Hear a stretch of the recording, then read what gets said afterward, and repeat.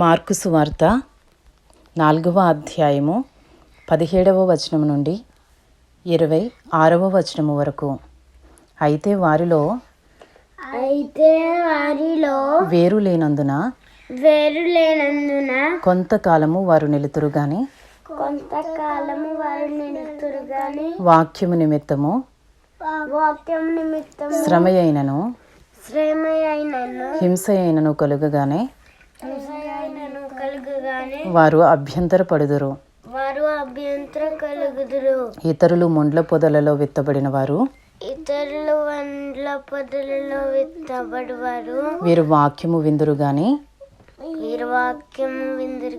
ఐహిక విచారములను ధనమోసమును మరి ఇతరమైన ఆపేక్షలను లోపల చొచ్చి ఇతరమైన ఆపేక్షలను లోపల చొచ్చి వాక్యమును అణచివేయుట వలన అది నిష్ఫలమగును.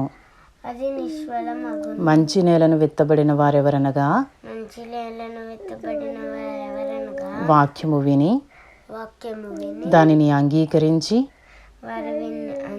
30 దంతలుగాను 60 దంతలుగాను 100 దంతలుగాను ఫలించు వారని చెప్పెను.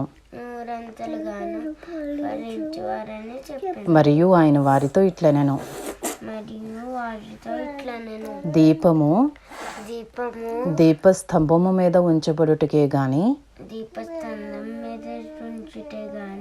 కొంచెము క్రిందనైనను మంచము క్రిందనైనా ఉంచబడుటకు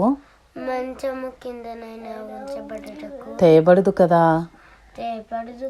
రహస్యమేదైనను తేటబరచబడకపోదు, బయలుపరచబడుటకే గాని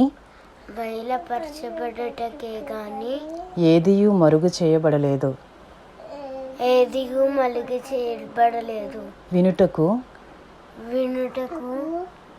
చెవులెవనికైనా ఉండిన ఎడల వాడు వినుగాకనెను. మరియు ఆయన మీరేమి వినుచున్నారో జాగ్రత్తగా చూచుకొనుడి. మీరెట్టి కొలతతో కొలుతురో మీకును అట్టి కొలతతోనే కొలవబడును. మరి ఎక్కువగా మీకు ఇయ్యబడును. కలిగిన వానికి ఇయ్యబడును, లేని వానికి కలిగినదియు వాని యొద్ద నుండి తీసివేయబడునని వారితో చెప్పెను. మరియు ఆయన ఒక మనుష్యుడు భూమిలో విత్తనము చల్లి రాత్రింబగళ్ళు నిద్రపోవచ్చు మేల్కొనుచునుండగా వానికి తెలియని రీతిగా ఆ విత్తనము మొలిచి పెరిగినట్లే దేవుని రాజ్యం ఉన్నది. మార్కు సువార్త 4వ అధ్యాయము 27వ వచనం నుండి 4వ అధ్యాయము 36వ వచనం వరకు. మరియు ఆయన ఒక మనుష్యుడు భూమిలో విత్తనము చల్లి రాత్రింబగళ్ళు నిద్రపోవచ్చు మేల్కొనుచునుండగా వానికి తెలియని రీతిగా ఆ విత్తనము మొలిచి పెరిగినట్లే దేవుని రాజ్యం ఉన్నది.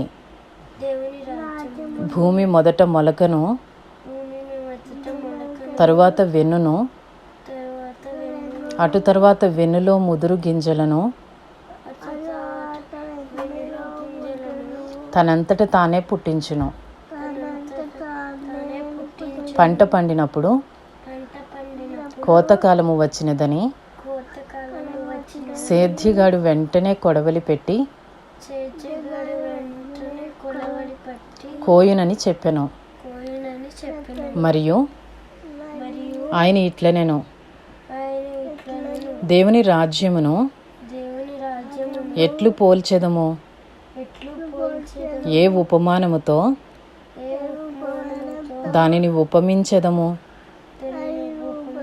అది ఆవగింజను పోలియున్నది. ఆవగింజ భూమిలో విత్తబడినప్పుడు భూమి మీదనున్న విత్తనములన్నిటికంటే చిన్నదే గాని